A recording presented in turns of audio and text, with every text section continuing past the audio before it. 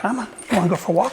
For Michael Johnson and Lucky, there's nothing quite like some fresh Florida air. Come on, let's go.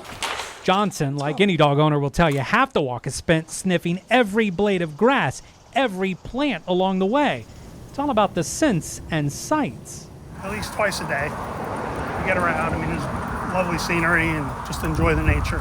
Enjoy all the birds and squirrels and everything else. A Long Island, New York native, Johnson has lived in Florida since 1994. You know, my wife and I graduated from college and just felt like it was time to move somewhere and came to Florida and just stayed. It's home, but it can also be a real headache. And I do mean real headache. When the pollen's all over, I'm sneezing, my eyes are watering, dust when I'm inside the house, you know, pretty much everything and anything. I feel like Florida's trying to kill me. You know, it's one of those things where it just doesn't stop. To call Michael Johnson an allergy sufferer would be putting it mildly. Even inside his home, it's not much of an escape. The career Disney manager says the impacts of allergies affects every bit of his life. He gets regular allergy shots, injections every 2 weeks, and has a pharmacy's worth of medications. If you ever go to a pulmonologist office or an allergist office, they have a big chart of medication. I've kind of run through all those. I've gotten to the bottom, and the last thing on there is called bronchial thermoplasty. And they actually stick a probe down into your lungs. They do one section at a time. It's 3 visits to the operating room.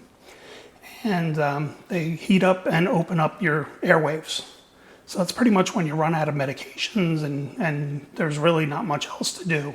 With little giving relief, he does have hope.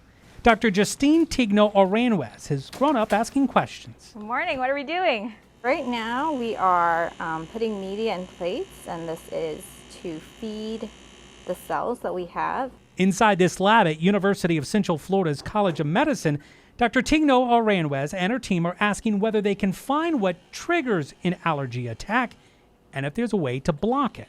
So we try to find basically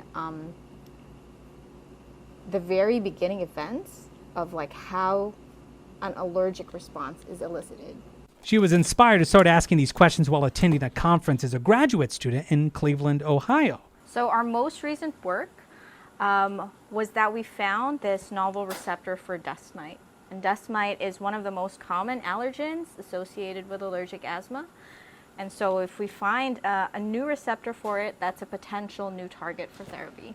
Now, the goal is to find therapies that don't treat symptoms of allergies, but rather blocks allergy attacks from even starting.